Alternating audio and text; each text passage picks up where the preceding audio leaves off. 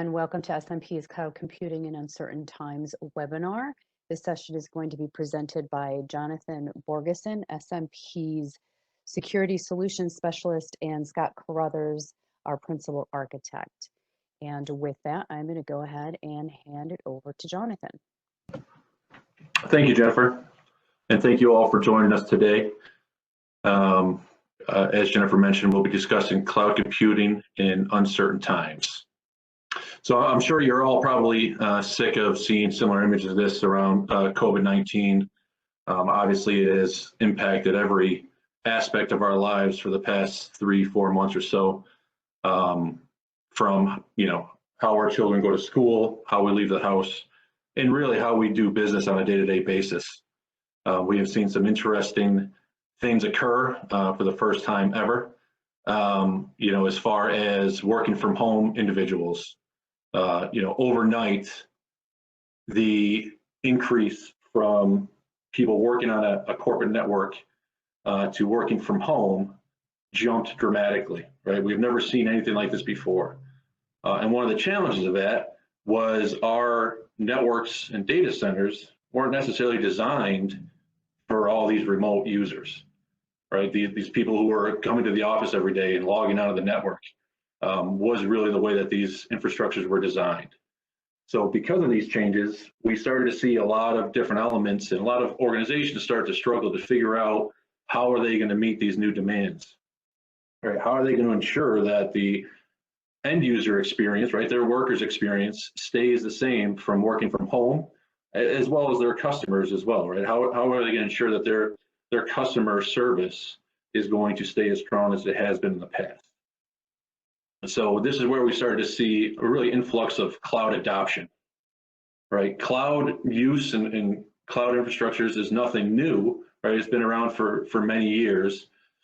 Some geographical regions were quicker to adopt it than others. And we're starting to see that start to shift across no matter where they are. It's important to note, one of the things that was slowing people down from making that adoption was based on kind of some of the unknowns around cloud, right? How are we going to secure the cloud? How are we going to gain visibility in there? And really, what should we run in the cloud to get the most cost-effective approach? Well, with the pandemic, and again, that slide that we showed you from the work from home users, it really has increased, and companies now are changing their mindsets to how we're going to go about ensuring our user experience stays consistent. So from that previous slide there, you saw that a large number of organizations are looking to change around how they're currently using the cloud today. So as you can see, it doesn't make a difference if it's enterprise or SMB. There's a huge portion of organizations that are saying, okay, we need to kind of fast track this cloud adoption. We need to look at it. We need to understand where we can utilize the flexibility of the cloud to ensure that our business is running as efficiently as possible, and potentially even cut costs. One of the interesting things about my job and Scott's job is we speak to many organizations, big, small, in many different parts of the country, in some cases the world, and every single message is the same, right? Their organizations are looking to potentially limit the amount of brick and mortar that they have, keep a much larger portion of their workforce as 100% work from home. So with this, they need to think about how are we going to create our legacy data centers and hardware infrastructure to be able to support this. And heaven forbid, if something similar happens again, right, and the shift happens, how can we get flexibility and scalability at a much quicker rate than we have done for the past 3 or 4 months? So with the initiatives of the cloud for 2020, right, for the organizations that have adopted, and just about every company that I speak to has adopted cloud in some way, shape, or form, whether it be a third-party application like O365 or Salesforce, or actually running processes in the cloud, right? The idea of optimizing existing use of the cloud costs, right? Again, ties into this pandemic conversation that we have, where many organizations are looking to say, okay, where can we save some money? And again, migrating more workloads to the cloud are the 2 top initiatives for 2020. Now, what challenges, right, this kind of goes back to what I was saying beforehand. Interesting thing about this slide, if you have not done so, the FlexEra 2020 State of Cloud Report was a great read with a ton of fantastic information about cloud computing and where that's going. But of all these different areas that you see here, security was the only one that didn't go down from the previous year's reports.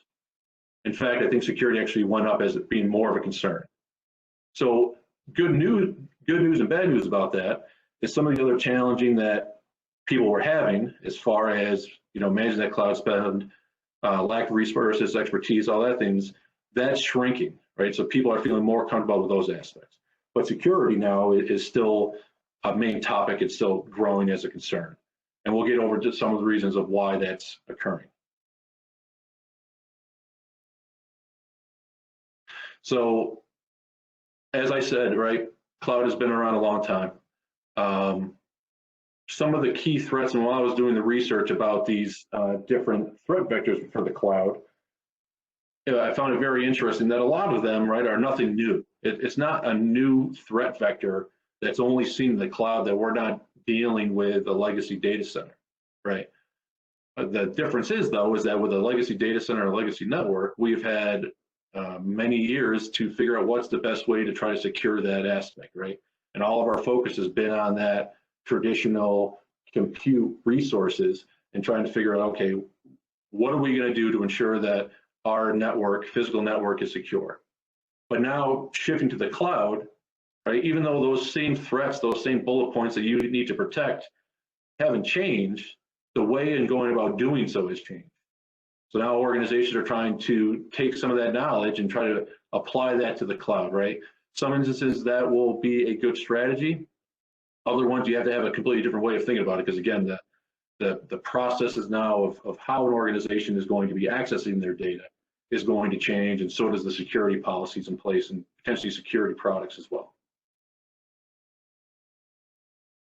So the number one, right, out of all the ones I looked at was access management. Again, just like I said, this is nothing new, right? We have tried to limit access to all of our applications and devices for as long as there has been IT.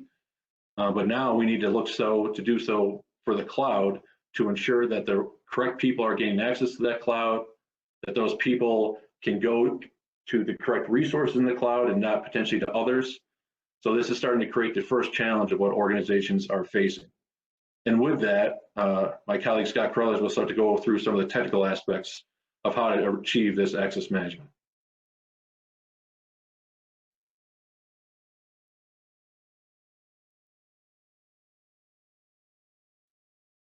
Scott, I think you're on mute.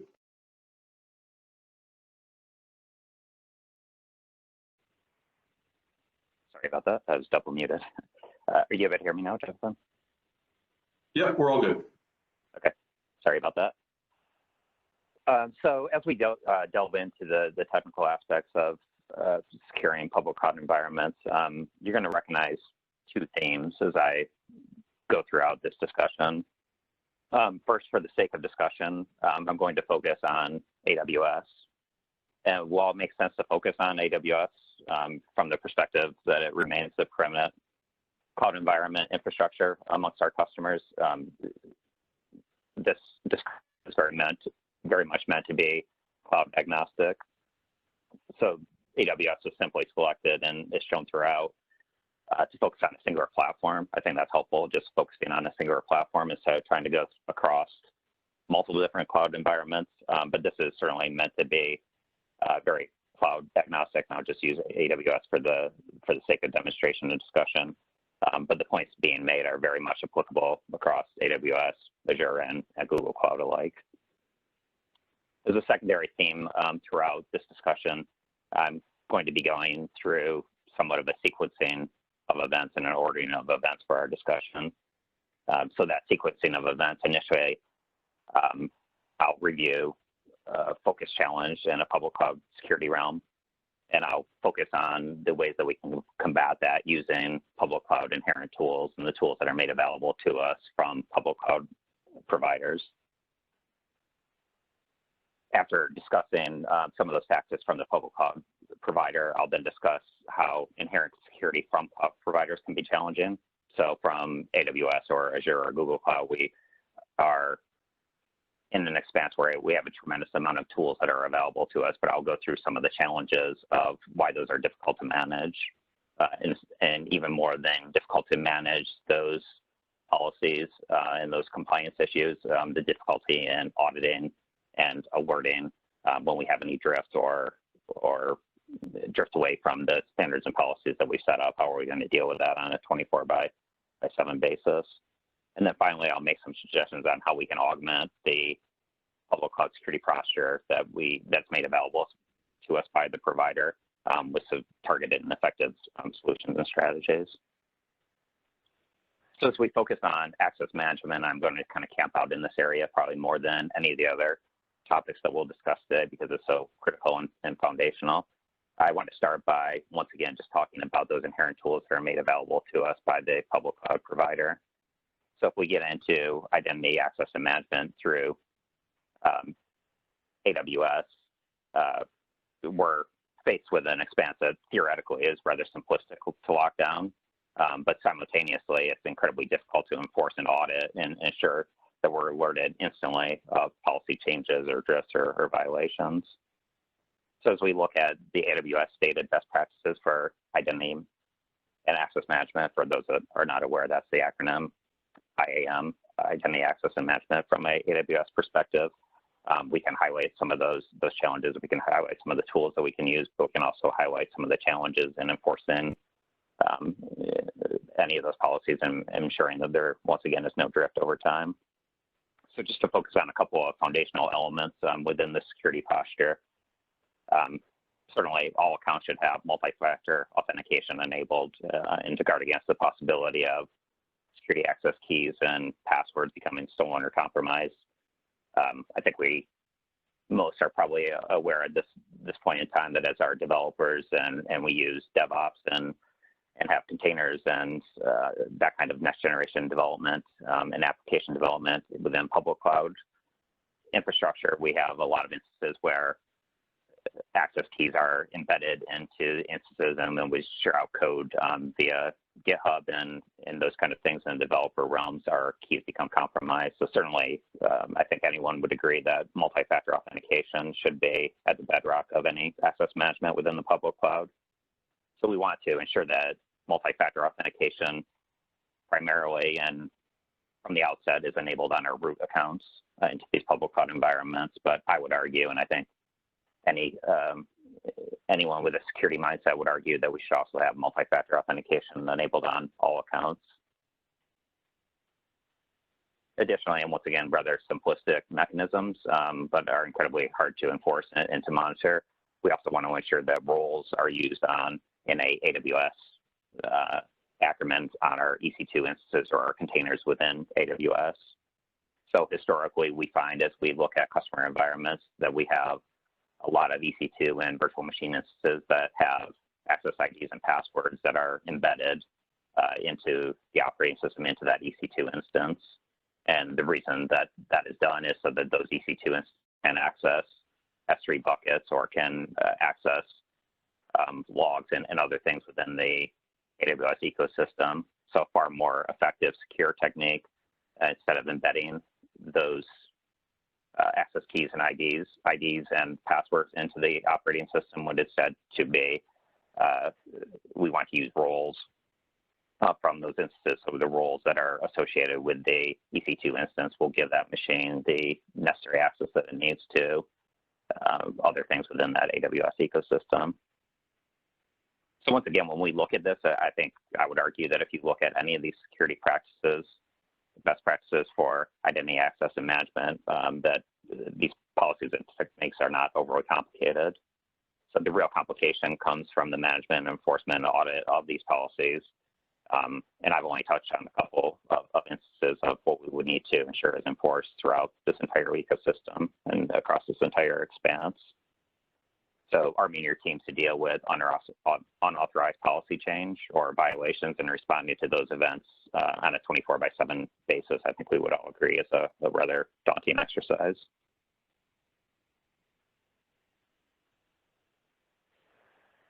So remaining in the realm of protection and techniques that are inherent to public cloud spaces and that are provided by the public cloud platforms, we can get into some more sophisticated techniques. We have the ability to introduce more sophisticated controls, once again, just in the provided ecosystem.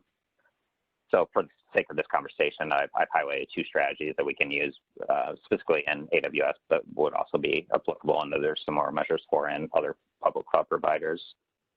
So these solutions can include things like AWS config, which is a significant aid in this expanse of trying to deal with not only initially setting hard-end policies, but also enforcing those policies and ensuring that there's no drift.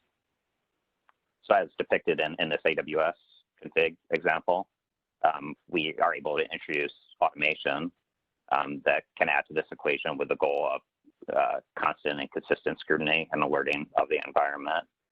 So as we can see in the flow and the depiction, when we have a configuration and change, when a configuration is invoked, AWS config can compare and evaluate that change against enacted standards, and then can send out messaging via mechanisms like text or email via SNS messaging in AWS.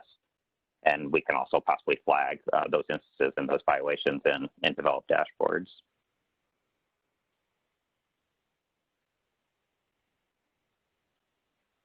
As we increase in the level of sophistication from those initial simplistic best practices that we saw initially, and then we got into slightly more sophistication and automation through AWS config, now going to the next level of automation, we can also introduce things like AWS Lambda. So from this slightly higher level of automation and sophistication, we have AWS Lambda, which is a platform that we can execute functions on demand with underlying programmatic strategies. So the example illustrated, very simplistic example from a Lambda perspective. We see a flow where a IAM user initiates an action, and this event is sent to CloudWatch, which is AWS's primary logging repository. And from those logs that are now resident within CloudWatch, AWS can watch those logs, and the automation rule can be provoked to revoke the user's access to the general environment, to the AWS general environment based on the violation event. And I think probably the challenges of these strategies probably speak for itself. These are very sophisticated, very advanced techniques that we can use within the AWS space and these examples, but the management and the custom code that we have to manage and the assurance that this custom code and techniques are of our standards and once again doesn't drift can be daunting when we're dealing not only with these public cloud spaces, but as we also have to maintain our on-prem instances across the entire ecosystem. While these tools are invaluable, it can be very complex to manage, and a rather large set of expertise needed by your team. So as we're certainly at SMP, we're huge advocates for the type of automation that I just reviewed within public cloud environments, and we would love to have further conversations and assist you with the formulation of AWS Lambda and serverless and those kind of things within our security posture. And those policies and procedures should be really at the bedrock of your security posture. There's an immense amount of complexities in management, and we need ways of monitoring and alerting even just from those environments rapidly. So how do we address all the daunting challenges that I just covered to ensure compliance of standards and ensure instant notification of your teams so that they can react to any violation or drifts? First, I think at SMP, we have universal agreement that the first step in a more intelligent management of these expanses would be greater visibility and more advanced notification systems in place. So at SMP, we advocate a position that includes two different concepts in that bedrock. First, a monitoring platform that delivers compliance analytics, both from a costing perspective, which is obviously very important to your organizations. We want to assure that there's no elevation of costs unexpectedly, or if there is such instances that we're notified immediately. And then also while those costs are well governed and well known, we also want to increase our visibility from a security perspective, delivering analytics that are far beyond what would be delivered inherently by the public cloud. So at SMP, one of the main tenets of our managed services organization and one of the platforms that we've adopted to ensure that visibility is the adoption of Cloud Checker, which many in the audience may already be familiar with. So Cloud Checker is a utility that we utilize within our managed service organization that provides that increased visibility at a relatively very low cost. And this greatly increases our sophistication and our vision into that public cloud expanse. And along with our vision through Cloud Checker and these kind of analytic platforms, we can also increase our sophistication and our ability to detect threats and compromises within the environment through its introduction of tools like Cisco Stealth-Watch. So many in the audience might be familiar with Cisco Stealth-Watch via an experience with the on-prem Stealth-Watch platform that's been around for many years, which was primarily used for, and is primarily used for, network analytics, made possible mostly by the ingestion of NetFlow data and things going on within your network. We can now utilize tools like Stealth-Watch Cloud, which is actually, it's called Stealth-Watch Cloud. That's the nomenclature, but we can actually use Stealth-Watch Cloud both to monitor our on-prem and public cloud infrastructure. And it's a SaaS-based application that allows us to ingest things like AWS CloudWatch and AWS CloudTrail logs from API activity. And we can get network intel and scrutinize that kind of activity in public cloud spaces through advanced analytics engines that are constantly updated and knowledgeable of emerging tactics and techniques used by adversaries and be able to rapidly alert and respond to identified events. So obviously, as we go up that chain and that ladder of sophistication, we're now going from AWS best practices from a security perspective and posture that we would certainly recommend, going up the ladder to gaining greater visibility through analytics tools like Cloud Checker, and then bringing it into a completely different realm when we start to introduce tools like Stealth-Watch Cloud that can really give us that telemetry that's really essential for a good grounding and understanding of what's happening within our public cloud environments.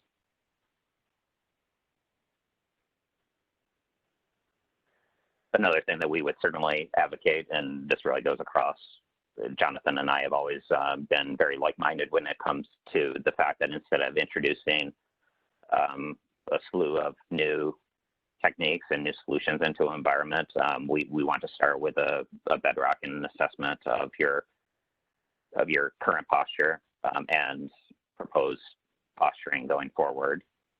So across an ecosystem that includes many different access assessment services, Cisco Cloud Security Assessment Service is certainly one of the best in class and something that we advocate, once again, to understand what workflows that you may have already deployed to the public cloud, and also for the strategy for those going forward.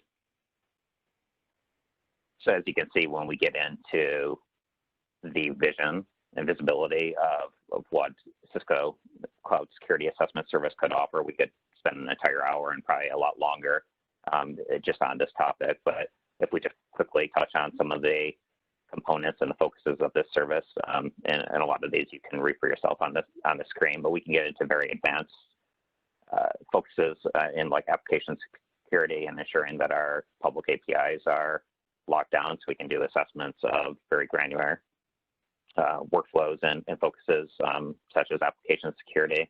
And we can also ensure the posturing of supporting technologies like your SIM technologies and how we're utilizing those in the public cloud space to ensure that we have log retention and log visibility and event management. So with that, I'll hand it back to Jonathan as we start to discuss our next topic and obviously a big focus in public cloud security of data loss and data loss prevention. Yeah, thank you, Scott. Yeah, so again, nothing necessarily a new threat emerging, but again, one of the things I think maybe the biggest reason why the adoption of cloud computing might have slowed down over the previous years, right, is the idea of taking sensitive data, intellectual property, and moving that off premise and putting that into the cloud, right? To where, you might feel like you don't have your arms around it or not sure exactly what's happening to that data into the cloud. So here's where we really have to start to drill down, right? I mean, access management obviously is an important aspect of everything to make sure that accurate people are gaining access to the cloud and what they have access to within the cloud. But the keys of the kingdom, right, is around the data and what is that data doing within the cloud. So data loss is a clear threat that everyone on this call and people for not on the call need to be aware of and come up with a strategy around of how to secure our data within the cloud itself. And this goes along with, traditionally we're seeing quite a bit of this based on new regulations and compliances, right? Like New York Shield Act or GDPR, where data now needs to be managed in a different way. So how do we put on those same layers of control now that that data is in off-premise and now in the cloud residing within AWS or Azure data center? So again, Scott will kind of go through some of the details of what's the best way to protect that data and to ensure that we're not seeing data loss.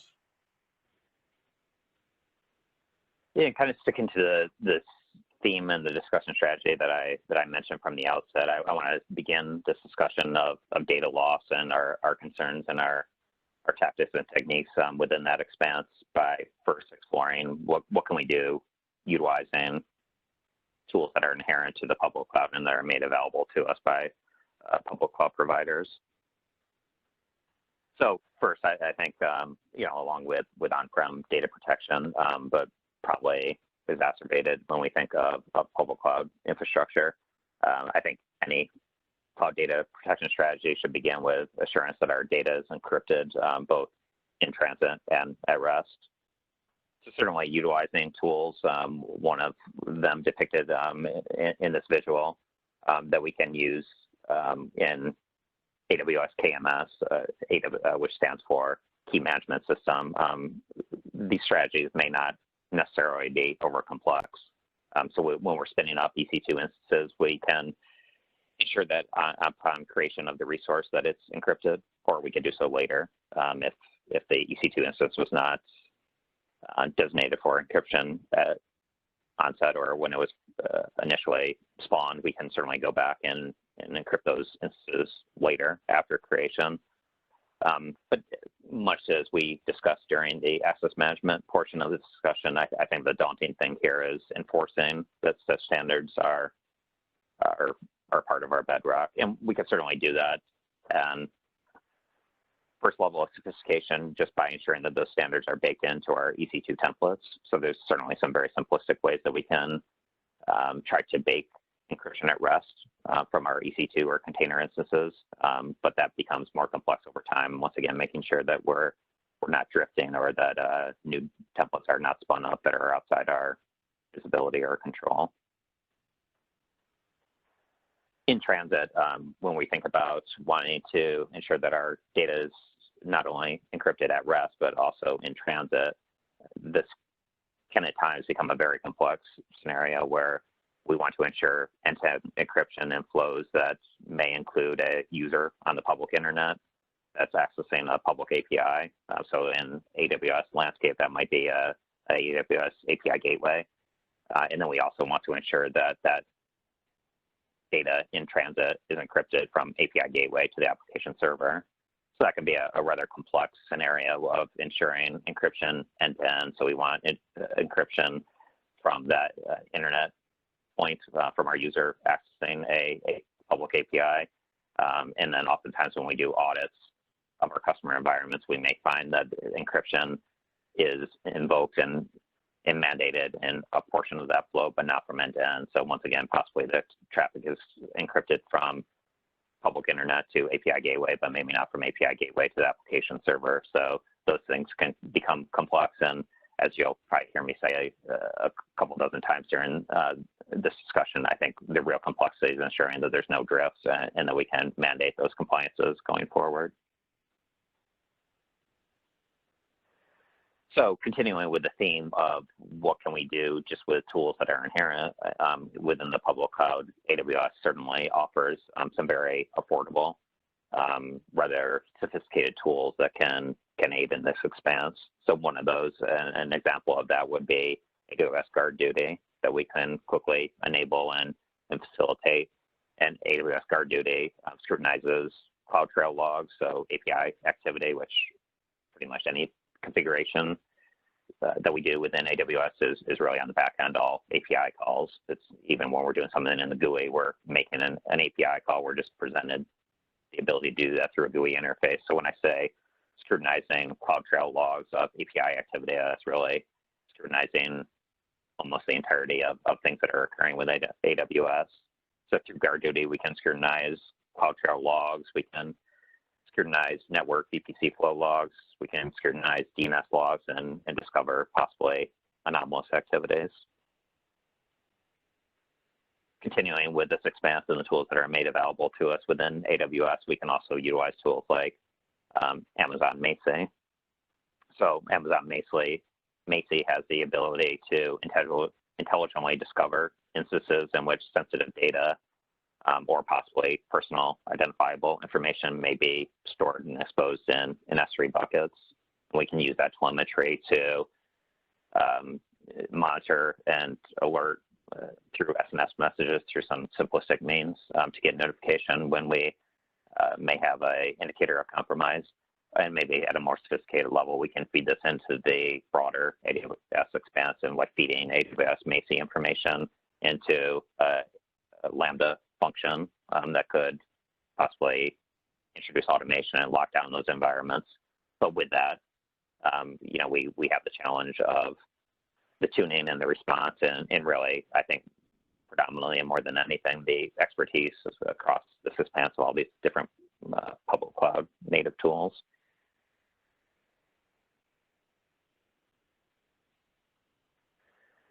So going up that ladder of sophistication, we, of course, have the ability to add into this expanse some solutions that SMP is very familiar with and are advocates of. So one of those being in the Cisco portfolio using Cisco CloudLock. So as we progress from relatively simplistic tools to more advanced tools, I'll camp out here for a little bit in data loss and prevention. So when we start to explore CloudLock, many of you may be familiar with CASB solutions, or for those that are not familiar with that acronym, CASB stands for Cloud Access Security Broker.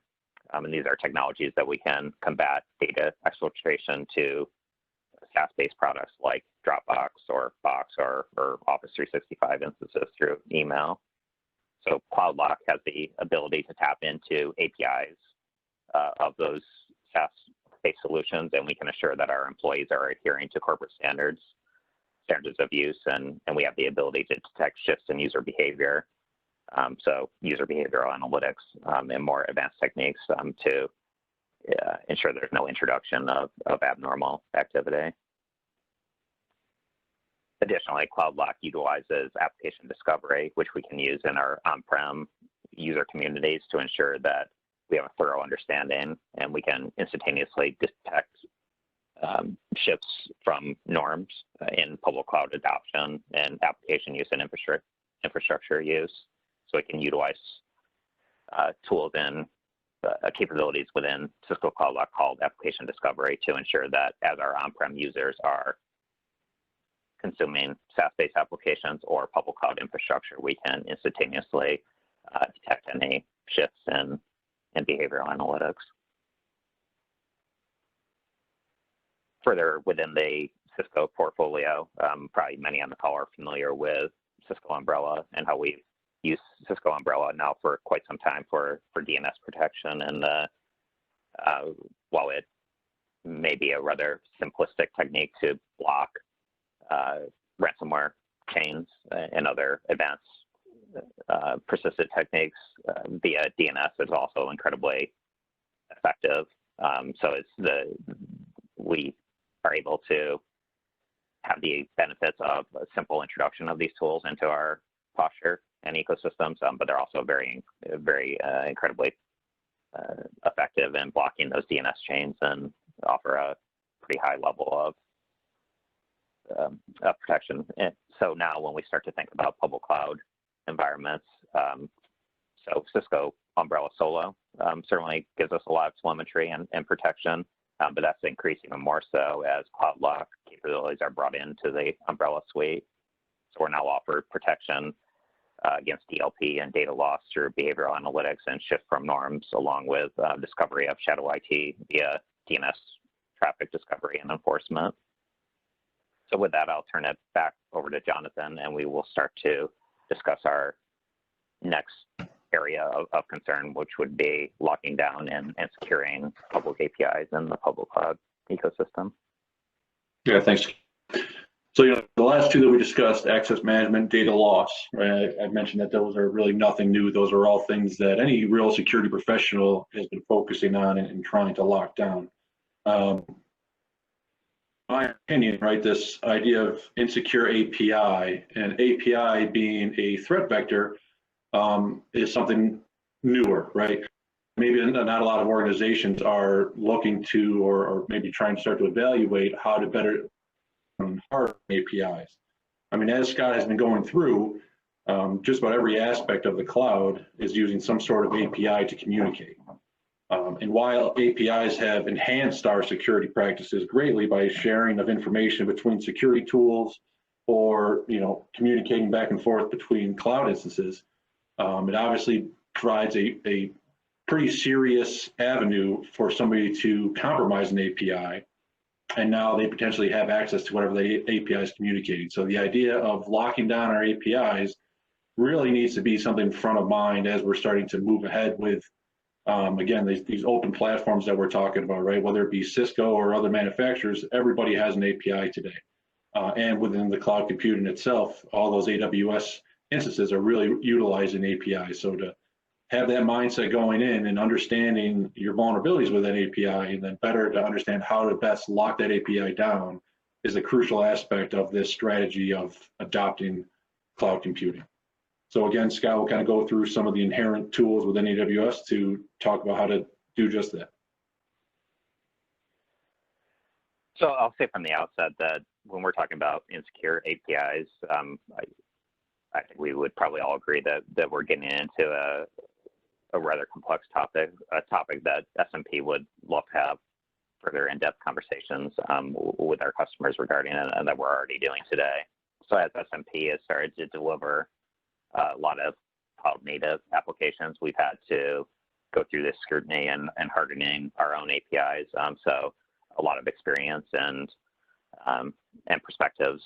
So we're going to briefly touch. I'm not going to spend as much time as I did on access management and data loss prevention, just once again, because this is a rather complex topic, and I want to introduce some of the things that we can do inherently within public clouds to lock down those APIs. But I would also encourage for organizations that this is applicable to, I would love to have further subsequent conversation. So when we talk about securing APIs, first AWS, this is also very applicable to Azure and Google Cloud. As we saw from access management and data loss prevention, AWS publishes this best practices for security APIs for their platforms. And specifically, as we look at this slide, this is for Amazon API Gateway. So some may be familiar with this platform, and essentially instead of me building a Node.js server on the back end of a web application and serving out a API directly through that Node.js server, I could also develop within this public cloud ecosystem applications where users are first hitting Amazon API Gateway, which is a API as a service offering. And then I don't have to deal with that complexity of setting up the APIs within my own application, but I can have Amazon API Gateway service that purpose.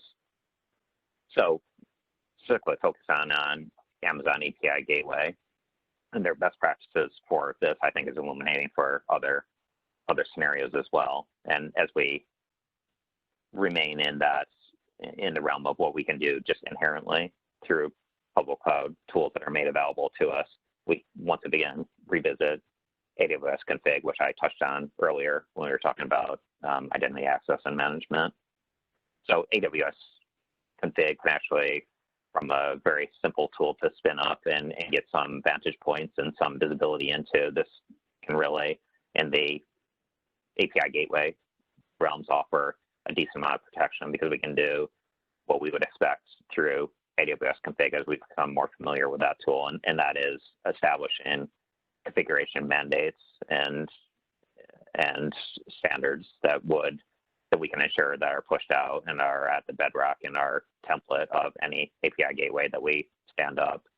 So certainly anybody that's using AWS API gateway, I would encourage going through security best practices and lock it down within AWS config rules. And then once again, we can apply those somewhat as a template to any API gateways that we're deploying thereafter. So while not specifically a security tool, AWS config can certainly make sure that we're enforcing well locked down strategies.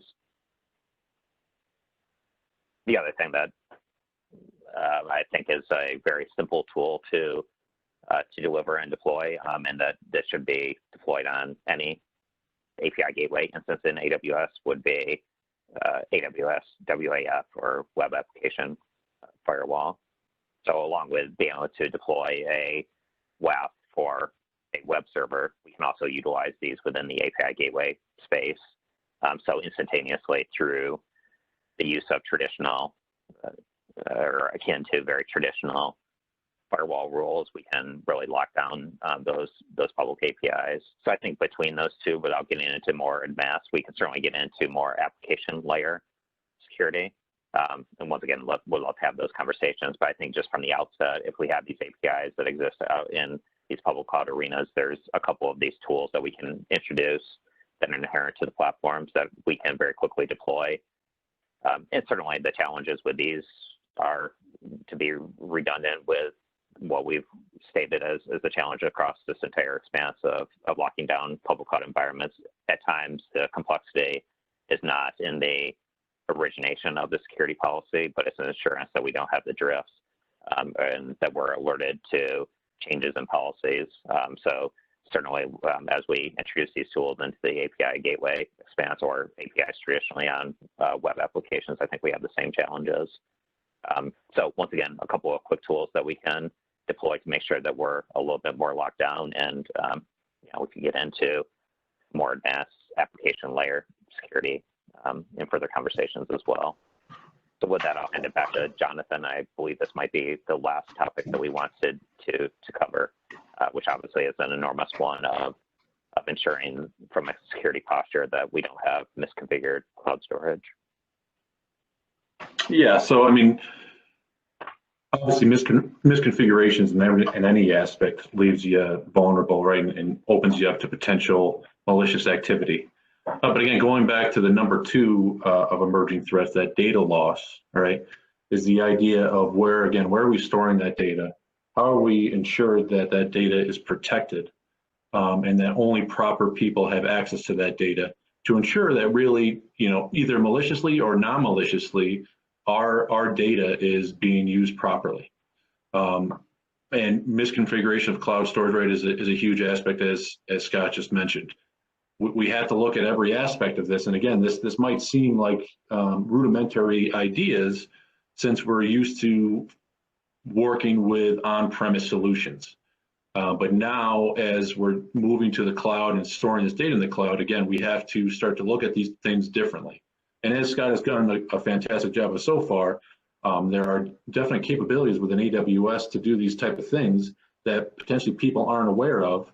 But also, too, right, they take an advanced individual to be able to pull off. So misconfigured cloud storage is another aspect that we all need to stay focused on while we're moving process to the cloud, and now taking our data from on-premise to the cloud. And again, based on those new regulations and compliances that are coming out really every year to strengthening our security around data, right? This is a huge topic for concern for people moving to the cloud in the future. So with that, I'll hand it back over to Scott to go through what you can do to make sure that cloud storage is configured properly.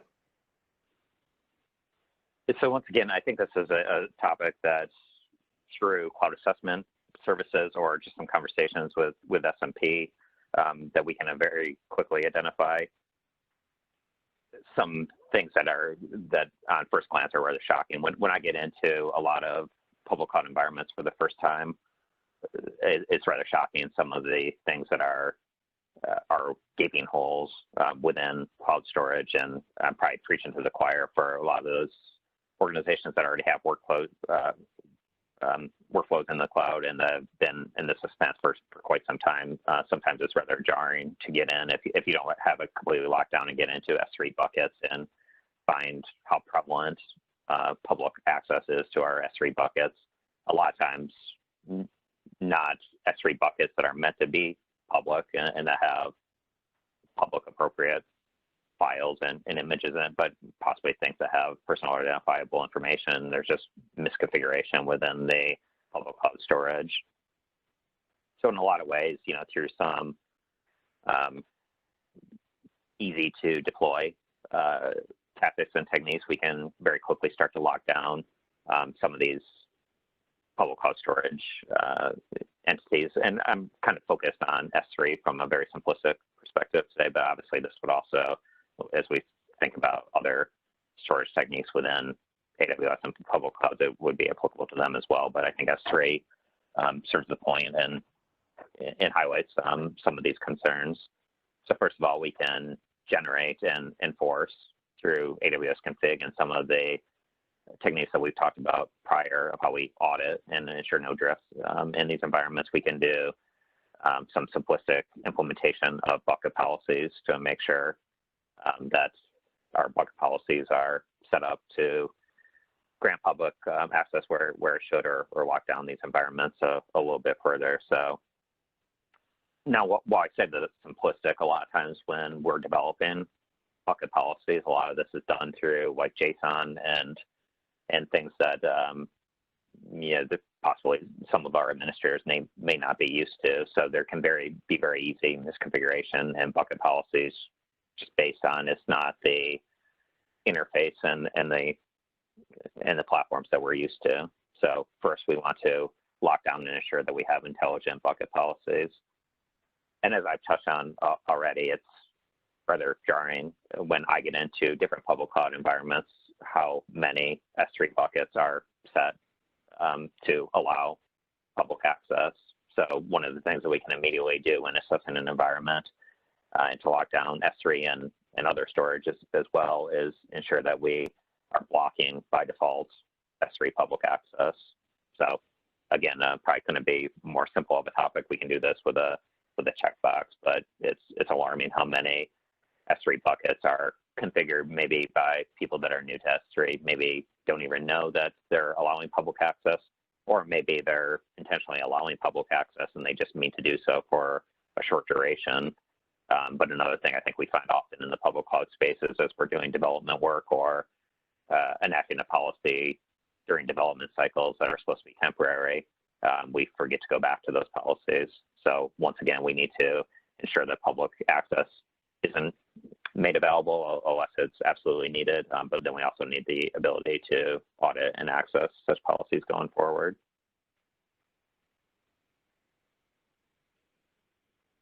So with that, and as we start to run a little bit short on time, I did also want to mention from the closure of our technology focuses within this presentation, for any of those that had the ability to attend Cisco Live remote sessions last week, I think one of the, if not the most prominent topic within Cisco Live was the long-awaited announcement of Cisco Secure X.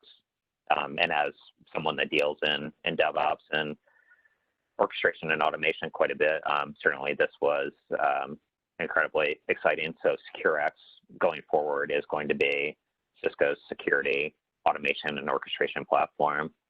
The real exciting thing about this platform is if you own Cisco security products and are under support, Secure X to those customers. If you own Cisco security technologies, Cisco Secure X is a free platform.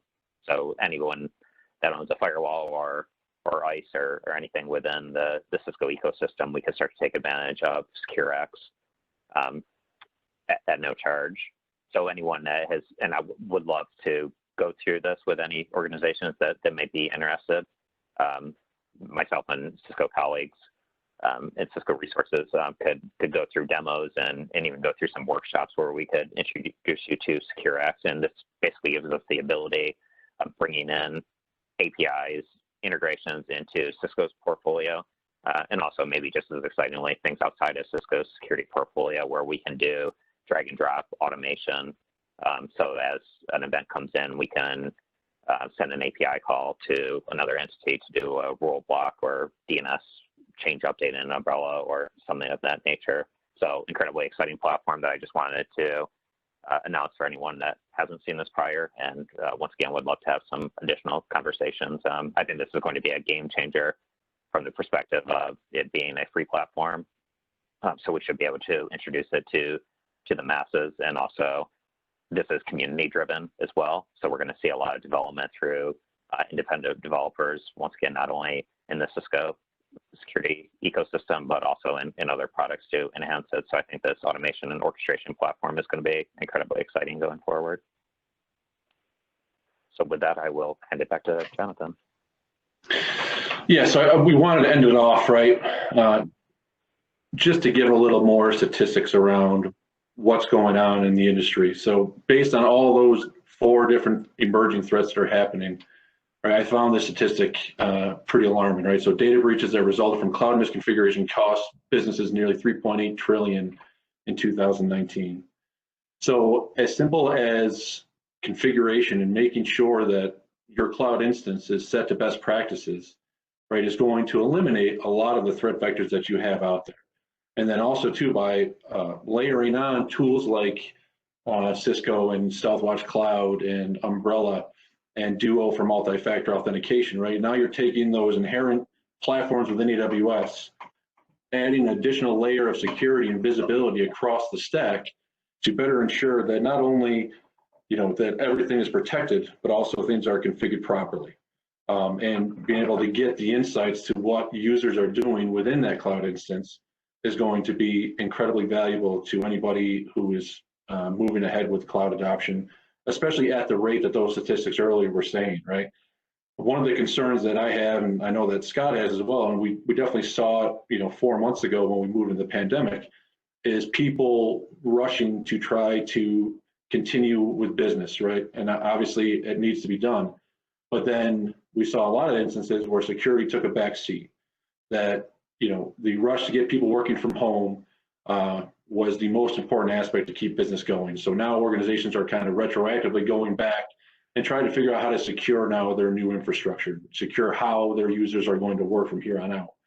And that mindset for cloud computing is incredibly valuable, right? To have the strategy, to understand what processes you're going to move to the cloud and how you're going to do that and how you're going to configure things properly is probably more important for the cloud computing than any other time beforehand.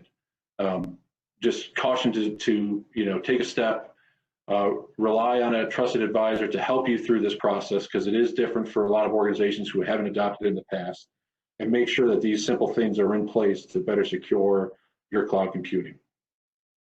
And now for next steps, you know, anyone who's attended, we do have a StealthWatch Cloud free trial licenses, as well as Cisco Umbrella. And some of those assessments that Scott mentioned during the presentation around those cloud data protection assessments, user entity behavior assessment, are really key elements to all this, right? As Scott said, we both definitely share the mindset of doing the work up front, understanding where you're at today, understanding what you're wanting to do in the future, and create the plan to get you to that future state as quickly, efficiently, and safely as possible. I hope you found it beneficial. I really thank Scott Carruthers for joining us today. His knowledge around AWS and Azure and some of these cloud platforms is something that I truly appreciate, and I think puts us in an interesting spot to help our customers not only add on additional platforms to strengthen their security protocol, but also to get a better understanding of the investments that they're making within that cloud computing infrastructure. So thank you very much, everyone. I'm not sure if there's any questions out there. If not, I hope everyone has a great day.